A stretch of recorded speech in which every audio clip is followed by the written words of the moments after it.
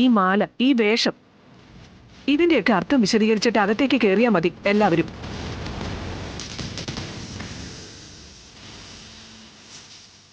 അല്ല ഭാമേ, അവർക്കത് പറയാനുള്ള സാവകാശം കൊടുക്ക്. അല്ല, കുട്ടികളെ തടഞ്ഞു നിർത്തണോ? രാഘവേട്ട, സത്യഭാമ മകന്റെ സ്ഥാനത്ത് കാണുന്ന ഒരാൾ അല്ല, മകൻ തന്നെയാ. പത്മാവതി മരിക്കുന്നതിന് മുമ്പ് ഞാൻ കൊടുത്ത വാക്കാ. അങ്ങനെ ഒരാൾ ഒരു പെൺകുട്ടിയും കൂട്ടി വീട്ടിലേക്ക് കയറി വരുമ്പോ ചോദ്യം പറച്ചിലും ഒന്നുമില്ലാതെ വീട്ടിലേക്ക് കയറ്റണമെന്നാണോ രാഘവേട്ടൻ പറയുന്നത്? അല്ല, അത് തൽക്കാലം ഇവിടെ തന്നെ നിന്നാ മതി. സത്യമേ, അത് വേണ്ട. എന്റെ കണ്ണിന് തകരാറൊന്നുമില്ലെങ്കിൽ ഈ നിൽക്കുന്നത് നിന്റെ അനിയത്തിയാണ് അല്ലേ? അതെ.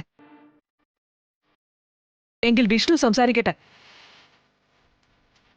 അമ്മേ, അത് വിചാരിക്കാത്ത കുറച്ച് സംഭവങ്ങളുണ്ടായി. അതെന്താണെന്നാ ഞാൻ ചോദിച്ചത്.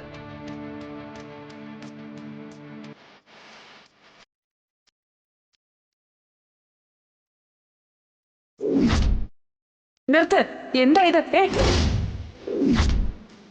കല്യാണത്തിന് മുമ്പേ വേറൊരു പുരുഷന്റെ കൂടെ കിടക്ക പങ്കിട്ട പെണ്ണിനെ അല്ല ഞങ്ങൾക്ക് വേണ്ടത്.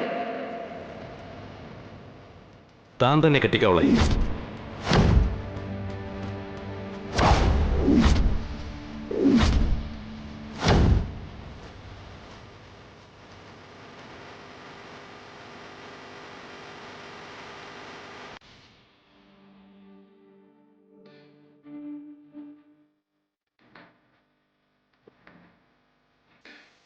ഇങ്ങനെയൊന്നും ഉണ്ടാവുമെന്ന് കരുതിയതല്ല. ആ സമയത്ത് എനിക്ക് അങ്ങനെ ചെയ്യാനാ സത്യമേ തോന്നിയത്.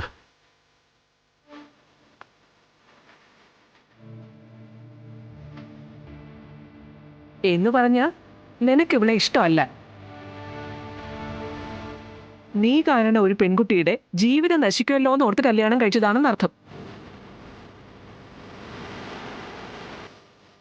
എടാ, മറുപടി പറയടാ. അത് സത്യമേ, ഞാൻ അങ്ങനെയൊന്നും. നിനക്ക് ഇവിടെ ഇഷ്ടമാണോ അല്ലയോ അത് മാത്രം എനിക്ക് അറിഞ്ഞാൽ മതി.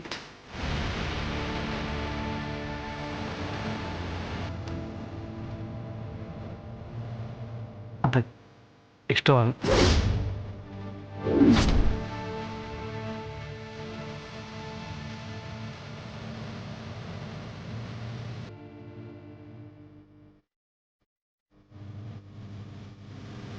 നിനക്കോ?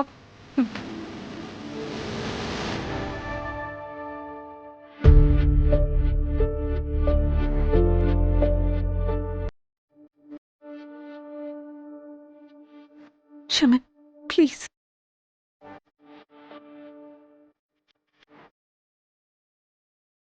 സത്യാമ്മയ്ക്ക് എന്താ അറിയണ്ടേ?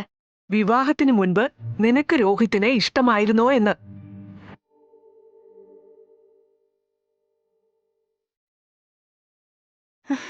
ഇല്ല, ഇഷ്ടമായിരുന്നില്ല.